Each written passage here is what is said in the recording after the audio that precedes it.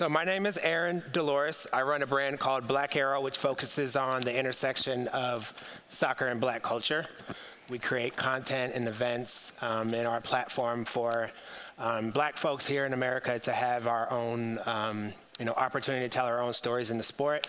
And we work with different brands and clubs as a way to help them reach African Americans in the U.S. Today, though, I'm hosting a panel with some amazing individuals with great organizations, and we are talking about soccer jersey culture and generally the idea of how does a club or a league utilize a jersey in order to reach new fans and create engagement, right? So the jerseys in general have all of these cultural elements that that make up the kit. So the colors, the crest, the brand, the sponsor, the player, and these all become elements for brands in the industry to be able to not just speak to their own fans, but reach fans, in different parts of the world and different demographics that they're trying to reach. So we're looking at this panel kind of from 3 different perspectives. So we're starting with Avery Dennison, and from that perspective, it's Avery Dennison creates the emblems and the numbers and all of the things that go on the jersey. So although the public might not know about them, they really are what powers and allows the clubs to have all the different levels of customization that are needed to speak to different fans. And then we move on to actually Wolverhampton. And from their perspective, we're going to look at it at the club and what they deal with, and the different strategies that are used to utilize the jersey to reach different markets. And then from the perspective of Major League Soccer, from the overview, what are the restrictions and different strategies that the league uses in order to utilize jerseys to promote the game. So we are going to start with Simon Allen from Avery Dennison. And can you just tell us a little bit about how Embellishments designing has evolved in soccer jerseys over the years? Sure, thank you, Aaron. It's all about the fan. So when we look at the embellishment today, what does the fan want? The fan wants something that's authentic. The fan wants something which is different. The fan wants something that is unique. So when we come to designing our product, when we want to create that sense of authenticity, we're looking at the materials that we can use, creative ways that we can produce these products. We look at how we can engage local influencers so we can make it relevant to the market and to the club and to the fan themselves. And then we layer it with technology, because what we're seeing in the embellishment sphere at the moment is a drive towards making the product digital, making your jersey digital. And the embellishment is one of the elements that can actually do that. Now, we've got a short video that we're going to play in just a moment that shows one of the activations that we did in China with the Premier League at the Asia Trophy. We worked with a local Chinese artist who created the sleeve badge. We layered in technology that allowed the fans to scan that badge and have bespoke content. And with our partners at Wolves, we also launched that badge at one of their megastore activations in China. So if we could play the video, please.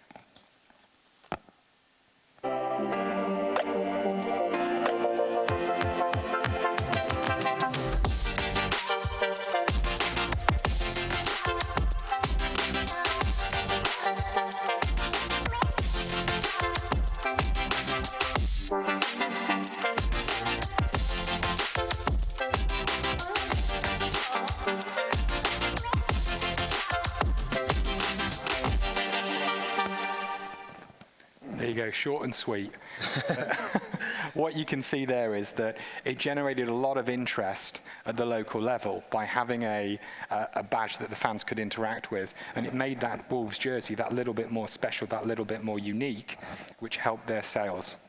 Right, right.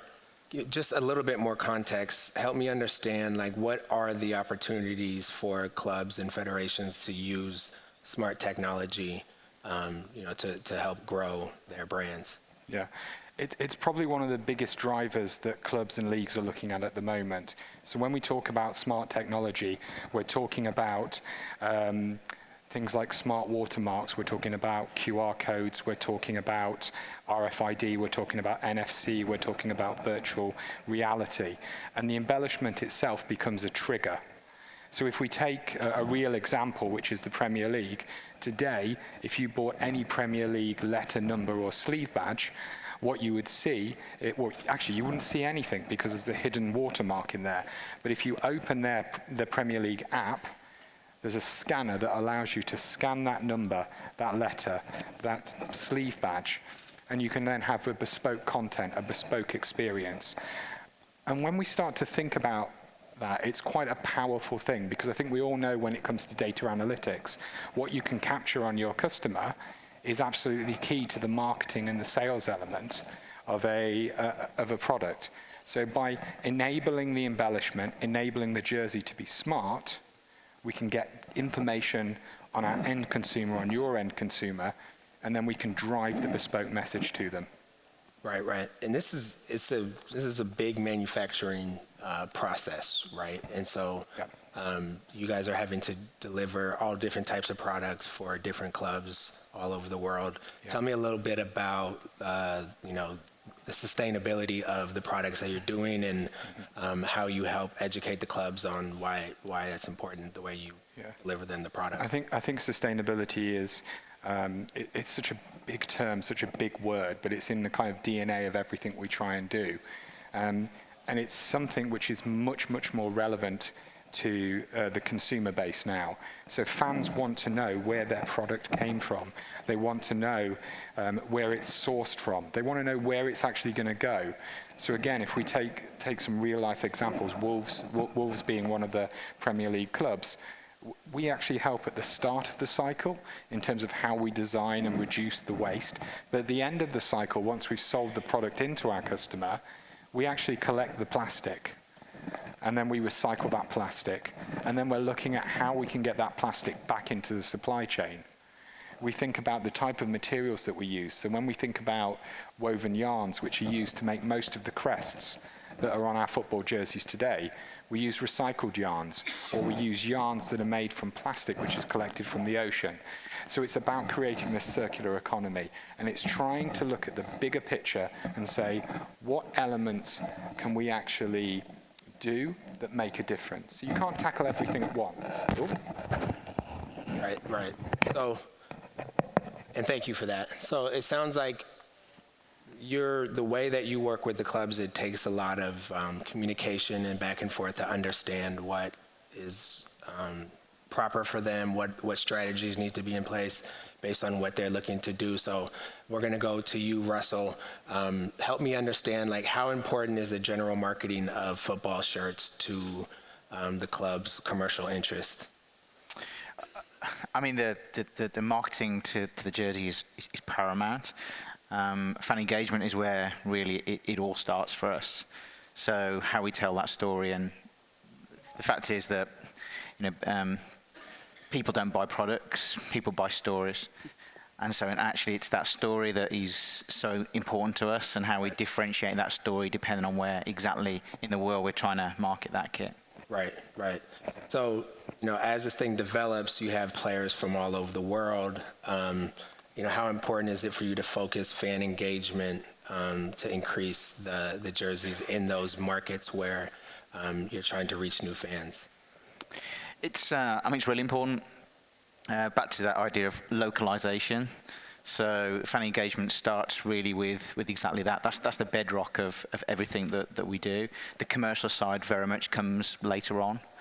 So I'm sure we'll talk about Mexico more in a minute, but a lot of our strategy there has been building an authentic approach to Mexico, where we want to do the right thing and we want to build it organically and sometimes slowly, working with partners to be able to help us tell our story and amplify it for us. Right.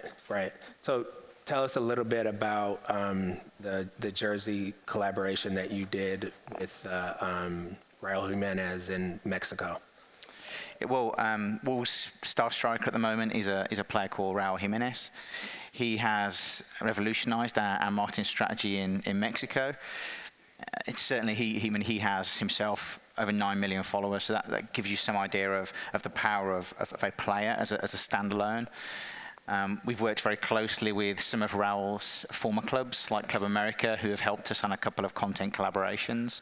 We have a fantastic marketing and PR agency called Extreme PR that have supported us in terms of being able to tell that story. And then about 2 months ago, we were sitting down talking to Adidas about our third shirt. And we talked about the idea of whether we could actually design a Mexico-inspired shirt, which they came back and offered us a fantastic option. Some of you may have already seen that, but this is the Wolves' third jersey, which bears more than a striking resemblance to the Mexico shirt, with the Raul 9 names and numbers on the back. Again, those names and numbers were very much in collaboration with Avery Dennison. But it's another way in which we can tell our story in Mexico through influencers such as a WWE wrestler called Sin Cara, and also working very closely with Mexican media. And we've got a little video, which we're going to play in a second, which those of you who speak Spanish far better than I do, I believe the translation is along the lines of how humbled the Mexican fans are that a football club cares so much about them. So perhaps we can play that video. Está bonita, ¿eh? Muy bonita. Yo creo que se han dado cuenta, a pesar de estar tan lejos, del alto impacto que tiene el mercado mexicano y México-americano en Estados Unidos. Para empezar, vamos 2 por 1, ¿no? O sea, son 2 mercados en uno mismo. Y cómo se han dado cuenta, creo que se han dado cuenta por el impacto que tienen en las redes sociales. O sea, cada que juega el Wolverhampton, inclusive más que aficionados de Inglaterra, son aficionados relacionados a México con Raúl Jiménez, los que convierten en noticia a través del mundo. Awesome. I hope that's what it said. Speakers. I want to elaborate on this just a little bit. Tell me a little bit about every club wants to go into new markets, right? From talking with you earlier, it sounds like you took a very strategic and thoughtful approach to how you were going to do that specifically with him. So can you just elaborate a little bit on the strategy and the thoughtfulness that the club put in to figuring out what is the approach to reach the Mexican market? Yeah, of course. I think for us, our approach was very much fan engagement first. So we wanted to build trust. Trust was the most important thing to us. So being authentic and localizing our content. So we now develop content in 5 different languages, Spanish clearly being the key language. And then working through a series of collaborations, PR agency helping us understand culturally key messages around cultural events, working with brands like Club America, working with influencers like Sin Cara. And what that's done for us is it's actually grown our fan base. Well, we now actually have 5 times more followers in Mexico than we do in the UK, which is quite amazing. But not just do we have this huge new group of followers, they're incredibly engaged with us on an everyday content level, and eventually when the time is right on a commercial level. Right. So you started with the storytelling rather than the commercial element. Yeah, absolutely. Awesome. When the club is launching its new kit every single year, it's kind of a restart for the club to look forward to the new season. Tell me a little bit about your approach to launching a new kit each season. Well, it is exactly that. It's literally a new start. So sometimes it almost doesn't matter what happened last year or the year before. You can just draw a little bit of a blank line and start again. And the story you tell at that point will be the narrative that drives everything commercially.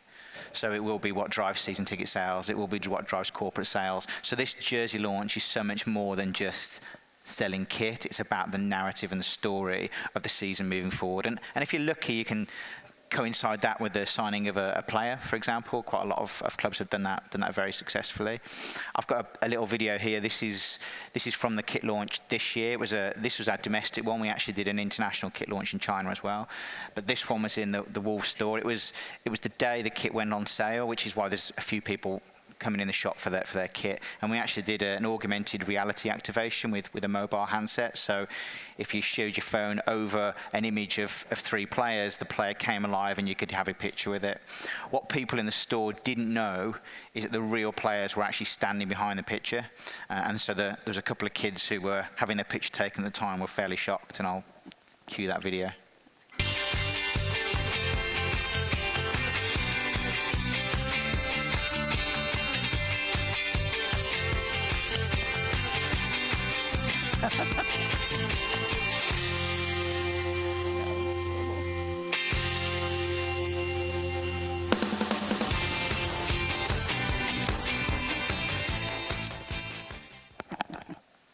Awesome. Thank you, thank you. So we're going to move on to the Major League Soccer. Let's clap it up for the MLS. Doing a great job. Major League Soccer is in a very unique position as we're tasked with, and all the other partners, growing the game here in the U.S. And from the league level, what's obviously unique about the U.S. is all the different demographics, the different geographic regions, the different cultural, ethnical in each region is very different. And so that possesses challenge, I'm imagining, and also some amazing opportunities. Atlanta United has obviously done an amazing job of localizing their brand. They had the 3rd kit that represented the Georgia Peach. You have LAFC's brand, obviously, Portland Timbers. Each club seems to have done an amazing job of localizing their brand. Can you talk a little bit about what you have planned for 2020 for the kit launch? The kit launch. Yeah, so it's our 25th season, so we'll be celebrating 25 years, and we were talking earlier about this. It puts us in an incredibly unique position within the world of soccer. We work, globally, all of those clubs are 100+ years old. We're 25 years old next season, and really only 9 of our clubs are 25. There's 17 of them that are younger than that. So still looking to utilize their jerseys to tell that story and get that message out there in terms of what their brand stands for, their positioning, their community, who they are as an entity. So next year, we do have something, working with Adidas. We started talking to them 2 years ago about the kits that will be new for the 25th season and what did they want to do. I think we're in a unique partnership with them as, having the entire league. There are things that they can do with us that they can't do with a lot of their other partnerships. So there will be something that will be league-wide and very special, and we will have more to talk about that in the next month or so. That takes us to the MLS All-Star Game, which is a unique opportunity for the MLS to launch a league-wide kit. Can you just talk about that a little bit and the thought process that goes into that? Yeah, so each season, again, Adidas really cooperative and so collaborative. They have to work with 26 of our clubs, soon to be 30, and every single one of them, as you mentioned, comes from an incredibly different community. So what they do for Portland is extremely different than what they do for Minnesota and so on. So the All-Star Kit is an opportunity for them to kind of do have a national conversation. So typically it always includes a nod to the host city. So there'll be something about the kit, whether it's the color or the sign-offs, the design itself, that will speak to the host city. So the one coming up for LA next year will do that. And then they also work very closely with our jersey sponsor for the All-Star, which is Target. And so they also work, they bring them into the design process. They want to understand what their objectives are for being part of that particular event and make sure that that gets captured as well. So. Amazing. So last year, the MLS did a kit where all the jerseys were designed out of recycled plastic. Yep. Can you tell me a little bit about where that project came from, the strategy, and how it was received by fans? That was also a request from Adidas. So they've been working with Parlay as the organization. Now, there's a lot of their fabrications that are recycled. The Parlay jerseys are specifically recycled from the plastic from the oceans. So they came to us actually 3 years ago, and the timing was such that we couldn't do it league-wide the very first year. We only had 4 of our clubs play a key match. But last year and the year before, for the Earth Day weekend the matches that are played, every single one of our clubs plays in a Parlay jersey. And we had a sense, we know from surveys and research that we do that our young audience, we've talked about this, sustainability is extremely important to them. So we had a sense that this would be well received. Crazy well received, like to the point where unfortunately we had a few of our clubs that sold through the online and the in-stadium literally within minutes. And so we had to sort of talk that through because we had obviously some unhappy fans. Clearly we bumped the units for the next year and have still sold out. So it has been a message that has completely resonated with our audience. They love it. And I think again from Adidas's point of view, having that, they can do great things with some of the really big clubs over in Europe, obviously, but being able to make a statement like that across an entire league in a single moment is incredibly powerful in terms of breaking through. Amazing. Yeah. Amazing. All right, well, that is it for our time, I believe. Yep. Thank you guys for attending. We'll all be over here hanging out, talking if anybody wants to come ask any questions. Thank you. Thank you.